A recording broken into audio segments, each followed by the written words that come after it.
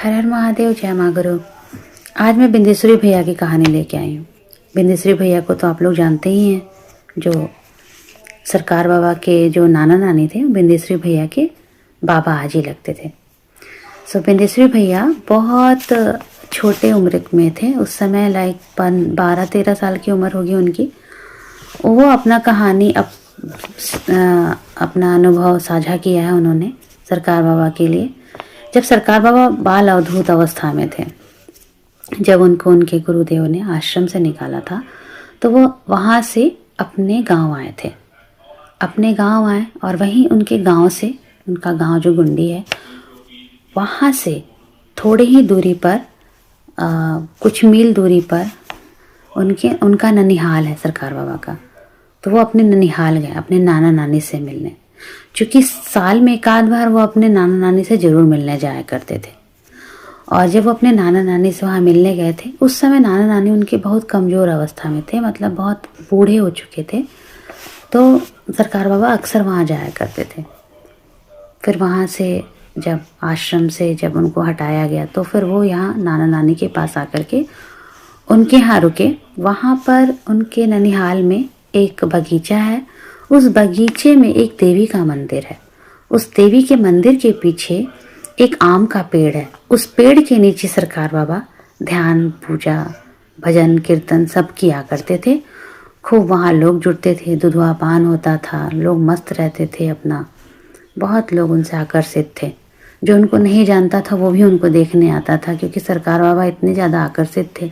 बड़ी बड़ी आँखें थी उनकी, रौद्र रूप था उस समय, एक बाल अवधूत का रूप था। तो लोग बहुत आकर्षित होते थे वहाँ पर।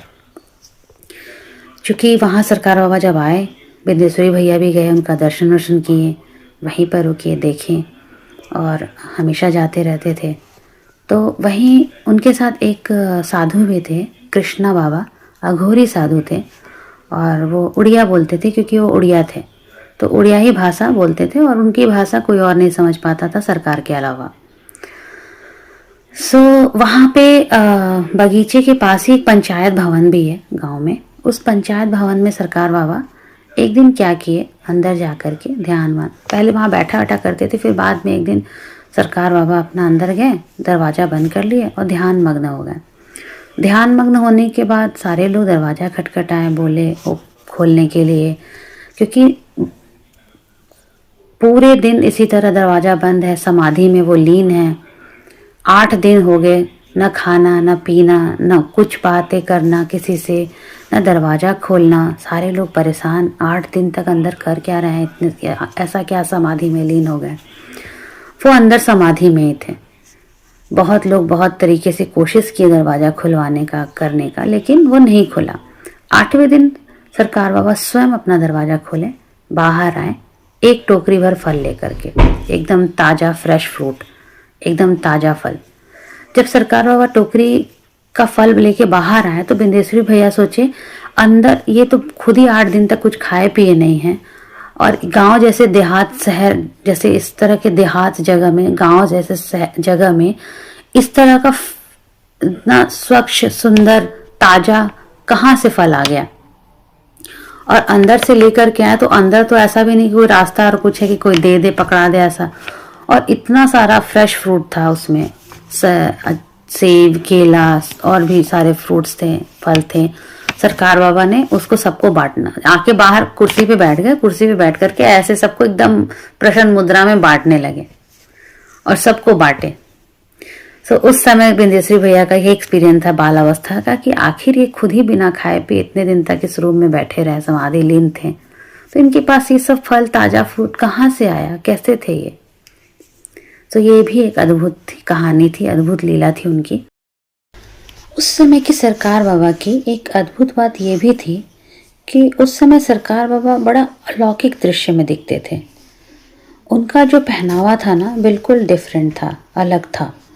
वो उस समय जो औरतों की जो साड़ी का जो किनारा होता है, कोर होता है, उस कोर का 4 इंच का जो डिज़ाइन होता है, उसका वो झूला बना करके पहनते थे। और उनके उस कपड़े में बहुत सारे कलर हुआ करते थे, कलरफुल हुआ करता था वो।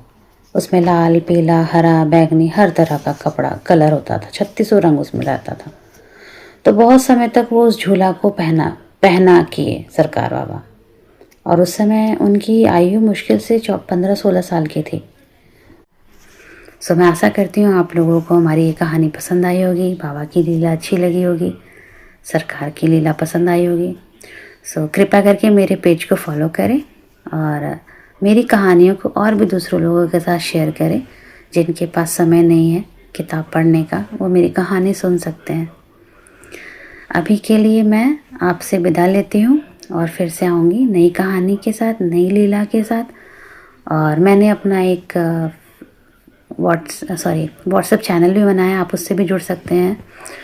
और किसी और को कोई और भी जानकारी चाहिए होगी तो मुझे पर्सनली मैसेज कर सकते हैं और मैं उनको ज़्यादा से ज़्यादा हेल्प करूँगी बताने के लिए। और मेरा एक यूट्यूब चैनल है, कृपया करके आप उसे भी सब्सक्राइब करें, मैं लिंक शेयर कर दूँगी।